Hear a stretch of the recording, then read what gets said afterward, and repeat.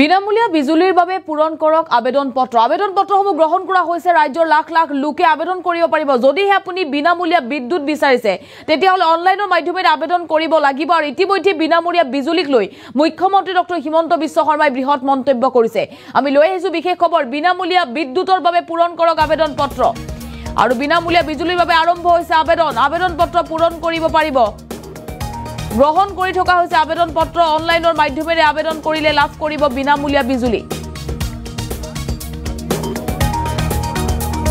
আৰু মুকলি কৰা হৈছে বিশেষ পোৰ্টেল pmsuryaghar.gov.in ৱেবছাইটত আবেদন কৰিব পাৰিব বিশেষ পোৰ্টেল মুকলি কৰা হৈছে বিশেষ পোৰ্টেলত আবেদন গ্ৰহণ কৰি থকা হৈছে 1 কিলোৱাট সোলাৰ পেনেল লগালে মোদী চৰকাৰে দিব 1,30,000 টকা বিনামূলীয়া বিদ্যুৎক লৈ মুহূৰ্ত ডাঙৰ খবৰ অসম চৰকাৰে দিব 15,000 টকা আৰু বিনামূলীয়া বিজুলীক লৈ ৰাজ্যৰ মুখ্যমন্ত্ৰী ডক্টৰ হিমন্ত বিশ্ব শৰ্মাই বৃহৎ মন্তব্য কৰিছে 2 কিলোৱাটৰ যদি সোলাৰ পেনেল আপুনি লগাই মোদী চৰকাৰে অৰ্থাৎ কেন্দ্ৰীয় চৰকাৰে আপোনাক 60,000 টকা ৰাহ সাহায্য দিব আৰু অসম চৰকাৰে 30,000 টকাৰ ৰাহ সাহায্য প্ৰদান কৰিব ৰাজ্যত বিনামূলীয়া হবলৈ গৈ আছে বিদ্যুৎ 3 কিলোৱাট সোলাৰ পেনেল লগালে মোদী চৰকাৰে 78,000 টকা আপোনাক ৰাহ সাহায্য প্ৰদান কৰিব আৰু অসম চৰকাৰে 3 কিলোৱাট লগালে 45,000 টকাৰ ৰাহ সাহায্য প্ৰদান কৰিব বিনামূলীয়া বিদ্যুৎক লৈ মুহূৰ্ত ডাঙৰ খবৰ যদি আপুনি বিনামূলীয়া বিদ্যুৎ বিচাৰিছে তেতিয়াহলে আবেদন কৰক ৰাজ্যত বিনামূলীয়া হ'ব বিদ্যুৎ অৰ্থাৎ আপোনাৰ বিদ্যুৎৰ বিল হ'ব শূন্য বিদ্যুৎৰ বিলৰ নামত আপুনি দিব নালাগে এটকাও আৰু আহি গৈছে কেন্দ্ৰীয় চৰকাৰৰ নতুন আঁচনি প্ৰধানমন্ত্ৰী সূৰ্য ঘৰ বিজুলী যোজনাই লাভান্বিত কৰিব আপোনাক এই যোজনাৰ অধীনত আপুনি আবেদন কৰি সোলাৰ পেনেল লগাব পাৰিব ইতিমধ্যে 1,70,000 পৰিয়ালে স্থাপন কৰিছে সোলাৰ পেনেল আৰু বহু লোকে আবেদন কৰিছে আবেদন পত্ৰ গ্ৰহণ কৰা হৈছে শীঘ্ৰেই পূৰণ কৰক আবেদন পত্ৰ 2 লাখ লোকে পেনেলৰ বাবে ইতিমধ্যে আবেদন কৰিছে বিশেষ পোৰ্টেলত নিজৰ ঘৰৰ বিজুলী নিজে উৎপাদন কৰিব পাৰিব আপুনি এই মুহূৰ্তৰ ডাঙৰ খবৰ নিজৰ ঘৰৰ বিজুলী নিজে উৎপাদন কৰি বিক্ৰীও কৰিব পাৰিব বিজুলী বিক্ৰী কৰি ধনো আপুনি ঘটিব পাৰিব প্ৰধানমন্ত্ৰী সূৰ্য ঘৰ আঁচনি যি বিশেষ যোজনা সেই যোজনাৰ জৰিয়তে আপুনি সোলাৰ পেনেল লগাই লাভান্বিত হ'ব পাৰিব প্ৰতিটো পৰিয়ালে সোলাৰ পেনেল লগাই লাভ কৰিব বিনামূলীয়া বিদ্যুৎৰ বিলৰ নামত এটকাও দিব নালাগে অৰ্থাৎ শূন্য হ'ব বিজুলী বিল আৰু ইতিমধ্যে আবেদন আৰম্ভ হৈছে যদি আপুনি আবেদন কৰিব বিচাৰিছে pmsuryaghar.gov.in ৱেবছাইটত অনলাইনৰ জৰিয়তে কৰিব পাৰিব আবেদন আৰু আবেদন কৰিলে সোলাৰ পেনেল ক্ৰয় কৰিবলৈ ৰাহ সাহায্য প্ৰদান কৰিব চৰকাৰে 1 কিলোৱাটৰ সোলাৰ পেনেল যদি আপুনি লগাব বিচাৰে তেতিয়াহলে কেন্দ্ৰীয় চৰকাৰে 1,30,000 টকা প্ৰদান কৰিব ৰাহ সাহায্য হিচাপে আৰু অসম চৰকাৰে দিব 15,000 টকা 2 কিলোৱাটৰ সোলাৰ পেনেল লগালে মোদী চৰকাৰে 60,000 টকা দিব অসম চৰকাৰে 30,000 টকা প্ৰদান কৰিব 3 কিলোৱাটৰ সোলাৰ পেনেল লগালে মোদী চৰকাৰে 78,000 টকা দিব অসম চৰকাৰে 45,000 টকা আপোনাক প্ৰদান কৰিব যদি আপোনাৰ নথিপত্ৰ শুদ্ধ হয় বিশেষ ৱেবছাইটৰ আবেদন কৰাৰ পাছতে সুবিধা আপুনি ল'ব পাৰিব সোলাৰ পেনেল লগাই শূন্য কৰিব পাৰিব বিজুলী বিল কেৱল ইমানেই নহয় বিদ্যুৎ বিক্ৰী কৰি আপুনি ধনো ঘটিব পাৰিব পিএম সূৰ্য ঘৰ নতুন আঁচনি হাতত লৈছে কেন্দ্ৰীয় চৰকাৰে এই আঁচনিৰ জৰিয়তে কোটি কোটি লোক লাভান্বিত হ'ব আৰু অসমৰ জনতায়ও বিনামূলীয়া বিদ্যুৎৰ বাবে কৰিব পাৰিব আবেদন এই মুহূৰ্তত মুখ্যমন্ত্ৰী ডক্টৰ হিমন্ত বিশ্ব শৰ্মাৰ মন্তব্য আছে মন্তব্য শুনক মোদী ডাঙৰীয়াই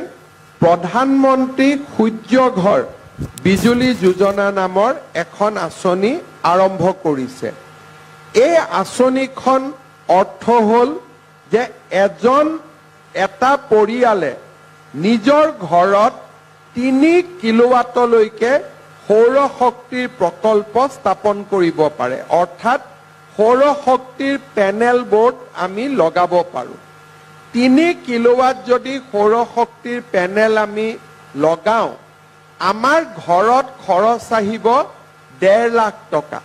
অৰ্থাৎ 1.5 লাখ টকা যদি আমি খৰচ কৰো আমি 3 কিলোৱাট সৌৰ শক্তি আহৰণ কৰিব পাৰিম কিন্তু সাধাৰণ মানুহে 1.5 লাখ টকা কৰ পৰা দিব সেই কাৰণে কেন্দ্ৰীয় চৰকাৰ আৰু ৰাজ্য চৰকাৰে লগ লাগি 1.5 লাখ টকাৰ 1,30,000 টকা আমি চৰকাৰৰ পৰা ৰাহ সাহায্য হিচাপে পৰিয়ালটোক আমি তুলি দিম অৰ্থাৎ মাত্ৰ 20,000 টকাহে পৰিয়ালটোৱে খৰচ কৰিব লাগিব আৰু 1,30,000 টকা ৰাজ্য আৰু কেন্দ্ৰীয় চৰকাৰে দিব আমাৰ অসমত 170 ঘৰ পৰিয়ালে ইতিমধ্যে আমাৰ আঁচনিৰ জৰিয়তে এই পেনেল স্থাপন কৰিছে আৰু 2 লাখ ৰাইজে 2 লাখ ব্যক্তিয়ে এই পেনেল স্থাপন কৰাৰ বাবে আমাক আবেদন কৰিছে অৰ্থাৎ আমি যেতিয়া 2 এদিনতে মই গুৱাহাটীত প্ৰেছ কনফাৰেন্স এখন কৰিও সেই পৰিয়ালসকলক মই মাতি তেওঁলোকৰ হতুৱাই তেওঁলোকৰ অভিজ্ঞতা বৰ্ণনা কৰাম তেওঁলোকে আমাক জনোৱা মতে সৌৰ শক্তিৰ পেনেল লগোৱাৰ পিছত দিনতে কাপোৰ ধুৱে দিনতে ফেন চলাই দিনৰ ভাগত তেওঁলোকৰ বিদ্যুতৰ মিটাৰত এটকাও বিল নহয় অকল ৰাতি তেওঁলোকৰ বিল হয় যেতিয়া সৌৰ শক্তি বা সূৰ্য অস্ত যায় সৰ্বমুঠ তেওঁলোকে হিচাপ কৰি দেখিছে যে আগতে যদি 100 টকা ইলেক্ট্ৰিচিটি বোৰ্ডক দিছিলে এতিয়া তেওঁলোকে মাত্ৰ 15 টকা দিব লাগে অৰ্থাৎ 85% ইলেক্ট্ৰিচিটিৰ খৰচ তেওঁলোকে পেনেল লগোৱাৰ পিছত দিবলগীয়া হোৱা নাই সেইবাবে মই নামৰূপ বা নাহৰকটীয়া বা আমাৰ ডিব্ৰুগড় জিলাৰ ৰাইজক অনুৰোধ কৰিম যে আপোনালোকে যেহেতু 20,000 টকা লগালে আমাৰ ইলেক্ট্ৰিচিটি খৰচ বা ইলেক্ট্ৰিচিটি বোৰ্ডক আমি বিল এক প্ৰকাৰ দিয়াৰ প্ৰয়োজনীয়তা নোহোৱা হৈ যাব সেই কাৰণে আমি এই আঁচনিটোৰ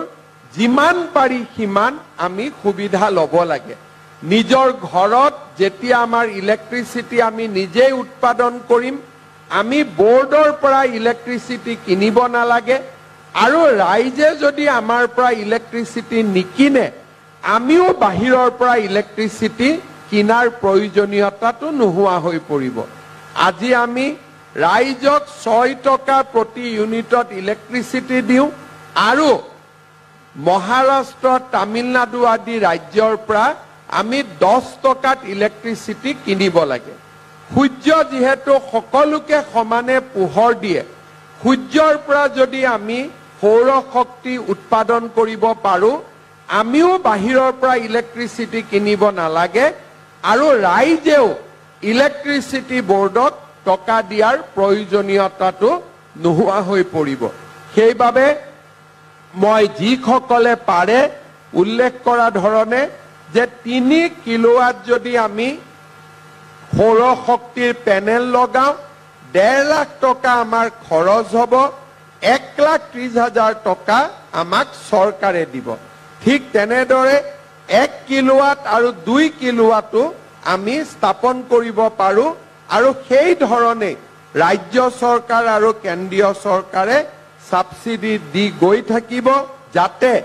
আমাৰ অসমত প্ৰত্যেকটো পৰিয়ালে নিজে একোটা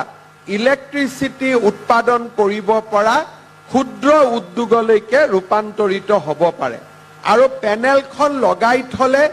একো কৰিব নালাগে এবাৰ পেনেলখন লগালে ধুনিয়াকৈ লাগি থাকে মাত্ৰ মাজে মাজে বেটাৰীটো চেক কৰিব লাগে তাৰ বাদে বিশেষ ইয়াত কোনো জটিলতা নাই আৰু বিনা জটিলতা আমি কামবোৰ কৰিব পাৰো শ্ৰদ্ধাৰ ৰাইজ মই ভাবো যে আজি আমাৰ নামৰূপ তাপবিদ্যুৎ প্ৰকল্প আকৰ্ষণ কৰি প্ৰধানমন্ত্ৰী নৰেন্দ্ৰ মোদী ডাঙৰীয়াই প্ৰধানমন্ত্ৰী সূৰ্য ঘৰ বিজুলী